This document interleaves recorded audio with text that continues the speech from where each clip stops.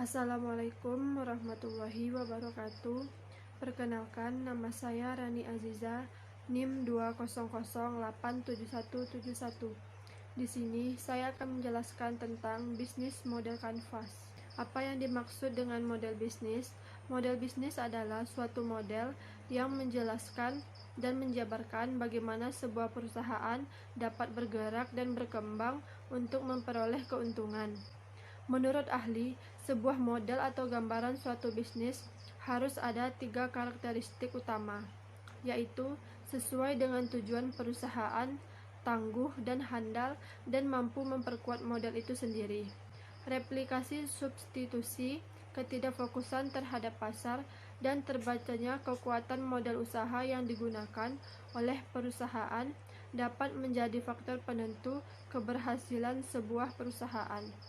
Dengan menyusun dan mendesain model, ada beberapa keuntungan yang bisa diperoleh, yaitu sebagai berikut. Yang pertama, perusahaan mampu mengetahui kelemahan pesaing, sehingga bisa memanfaatkan peluang dan menutup celah tersebut. Yang kedua, mampu mengubah pesaing menjadi sekutu. Dan yang ketiga, membantu perusahaan untuk memperoleh informasi, sehingga memudahkan dalam evaluasi model yang didesain dan bisa bersaing dengan perusahaan lain. Namun, keuntungan-keuntungan di atas hanya sebagai peningkat reputasi dan daya saing perusahaan saja.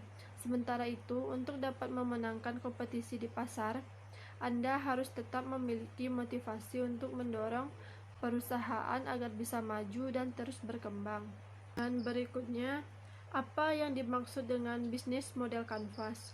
Bisnis model kanvas adalah suatu strategi manajemen yang digunakan untuk merancang perencanaan bisnis perusahaan berdasarkan proposisi nilai perusahaan, produk, infrastruktur, pelanggan, dan keuangan. Pertama kali diciptakan oleh Alexander Osterwalder pada tahun 2005. Model bisnis kanvas menjadi salah satu strategi manajemen yang populer di kalangan bisnis dan sering dipelajari di universitas. Kepopuleran tersebut dikarenakan tampilan bisnis model kanvas yang sederhana dan mudah dipahami. Elemen-elemen bisnis ada 9, yaitu yang pertama, value proposition, merupakan nilai yang diposisikan perusahaan untuk calon customer. Nilai tersebut mencakup produk atau jasa, serta bagaimana perusahaan ingin dilihat oleh calon customer. Yang kedua, customer segment. Dalam suatu bisnis, customer menjadi salah satu komponen penting. Dari customer, suatu perusahaan akan mendapatkan income. Perusahaan dapat mengisi blok ini dengan segmentasi customer, seperti apa yang mereka incar sesuai dengan value proposition. Yang ketiga, channels. Setiap perusahaan memerlukan sarana atau cara untuk menyampaikan jasa atau produk mereka kepada customer.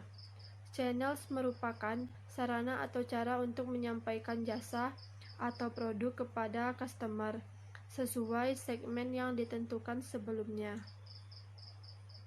Yang keempat, customer relationship. Di dalam lingkup ini yang dinilai adalah bagaimana menjalin hubungan dengan pelanggan. Agar customer tidak mudah berpaling ke bisnis lain, maka sangat penting untuk menjalin hubungan yang baik dengan customer. Selain itu, diperlukan juga pengawasan yang ketat dan intensif dalam customer relationship. Dan selanjutnya yang kelima, key activities. Ada banyak aktivitas yang harus dilakukan perusahaan dalam menghasilkan produk atau jasa serta bertahan di tengah kompetisi. Perusahaan dapat mengisi berbagai macam kegiatan yang akan mereka lakukan untuk menghasilkan produk dan jasa dalam blok key activities. Key activities juga menunjukkan kegiatan utama yang harus diberi perhatian lebih oleh perusahaan. Yang keenam, key resources. Sumber daya merupakan kunci mewujudkan value proposition melalui key activities yang akan dijalankan.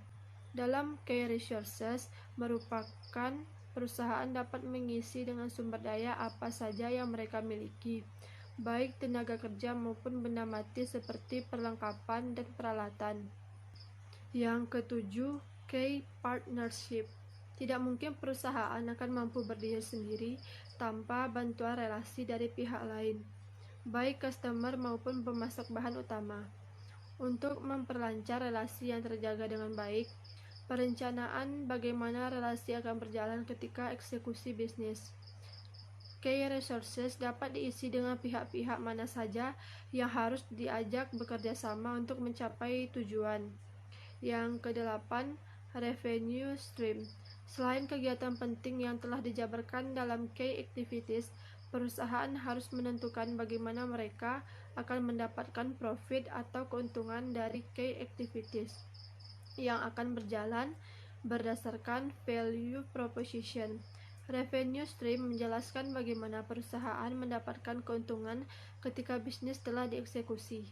Yang kesembilan, cost structure. Tidak hanya mendapatkan keuntungan, perusahaan harus mengeluarkan sejumlah biaya untuk menjalankan bisnis dan mendapatkan keuntungan. Cost structure meliputi jenis biaya yang sekiranya akan dikeluarkan ketika bisnis telah berjalan. Contohnya, biaya tersebut antara lain biaya sewa tempat, internet, listrik, dan sebagainya. Dengan pengelolaan pengeluaran yang akurat, bisnis akan lebih efisien dan terhindar dari risiko kerugian semua kalangan. Yang kedua, value proposition-nya menyediakan alat transportasi umum yang nyaman dan mudah dipanggil, mengutamakan kepuasan pelanggan, pelayanan ramah, dan harga ekonomis. Channels yaitu ada aplikasi Gojek, iklan di berbagai platform. Berikutnya ada customer relationship, yaitu kupon diskon bagi pengguna baru, promosi potongan ongkos kirim sekali sebulan. Dan berikutnya ada revenue stream, yaitu pelanggan yang menggunakan jasa dari aplikasi Gojek, pengisian saldo GoPay oleh pelanggan. Selanjutnya ada key resource, yaitu adanya handphone, aplikasi Gojek, Google Maps, infrastruktur server. Selanjutnya ada key activities, menghubungkan driver dan customer melalui aplikasi Gojek, manajemen data driver dan customer. Selanjutnya ada key partner, yaitu ada para driver, penyedia atribut Gojek, penyedia infrastruktur server. Dan selanjutnya ada cost structure, yaitu ada bagi hasil dengan driver, gaji pegawai kantor, biaya pemeliharaan dan perbaikan sistem, biaya penyewaan infrastruktur server, dan bisnis model Canvas Cloudisky. Berikutnya ada customer segment. Target bisnis adalah merupakan perusahaan dewasa dan muda berusia sekitar 19 sampai 28 tahun.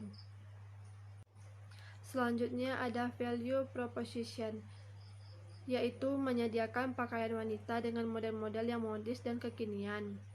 Bahan-bahan yang digunakan beragam, nyaman, dan tidak mudah robek. Jahitan kuat dan rapi. Selanjutnya channels, yaitu penjualan langsung di toko Cloudisky, penjualan daring melalui akun sosial media Cloudisky, dan selanjutnya ada customer relationship, yaitu ada gratis ongkir setiap pembelian kelima, diskon di tanggal-tanggal tertentu. Dan berikutnya ada revenue stream, yaitu penjualan pakaian di Cloudisky. Selanjutnya ada key resource, yaitu modal pribadi pemilik toko Cloudisky, tenaga kerja sebanyak 8 orang, supplier baju-baju impor dan lokal berkualitas. Berikutnya ada key activities, yaitu membeli pakaian dari supplier, mempromosikan produk di sosial media, menjual produk berupa pakaian wanita yaitu penyediaan produk, penyewaan gedung toko, biaya promosi di sosial media, dan biaya menggaji 8 karyawan. Kesimpulan dari bisnis model Canvas saat ini adalah suatu strategi modern yang dilakukan oleh para pengembang usaha dalam menentukan arah kebijakan usahanya ke depan. Penting sekali untuk merumuskan bisnis model kanvas ini.